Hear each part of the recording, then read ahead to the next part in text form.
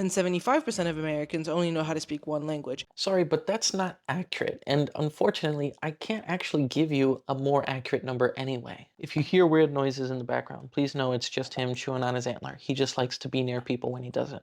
Giving an accurate number of how many people speak one or multiple languages is impossible. Some ways of speech are considered by some people to be dialect of a language, but other people might consider it to be its own language. So do they count as speakers of that first language? And in terms of statistics, usually when people say 75 to 80% of Americans only speak English, what they're getting that information from is a census that said 21% of Americans speak a language other than English at home. That's not an accurate representation of how many people speak how many languages. For example, in the Netherlands, something like 95% of people can hold a conversation in English, but most of them are still speaking Dutch at home.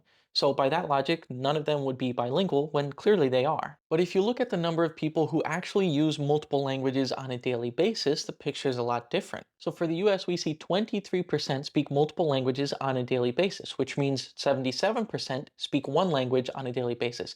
But that doesn't mean they don't speak another language. They might speak one language only on the weekends when they hang out with their friends, maybe once a month when they travel for work, or maybe once a year when they travel to another country on vacation. And a lot of the monolinguals are immigrants who don't yet speak English. So these are the top 5 languages spoken in the US other than English, and these percentages are how many of them say they speak English less than well. So the majority of Chinese and Vietnamese speakers don't speak English at all, or at least not well enough to be considered an English speaker. But then that's another question. How good do they have to be before we count them as an English speaker and therefore bilingual? But then on the other hand, it doesn't mean they only speak Chinese or Vietnamese. Maybe they speak Mandarin and Cantonese, which really should be considered bilingual. Maybe some of the Vietnamese people also speak Thai or Malay for their neighbors, but that doesn't get counted. And looking at Spanish alone, the US is the second biggest Spanish speaking country in the world behind only Mexico. And some estimates say that in the next 25 to 30 years, the US could become the largest Spanish speaking country in the world. The US already has more English Spanish bilinguals than all of Latin America combined. And the rate of bilingualism in the US is growing far more rapidly than the population. And again, this is only counting bilinguals as people who speak multiple languages on a daily basis. So in reality, it's probably far less than 75% of Americans who only speak English. Many of them may be monolingual, but with a language other than English. And many people who speak any language might be on the verge of becoming bilingual, depending on how good you think they have to be at a language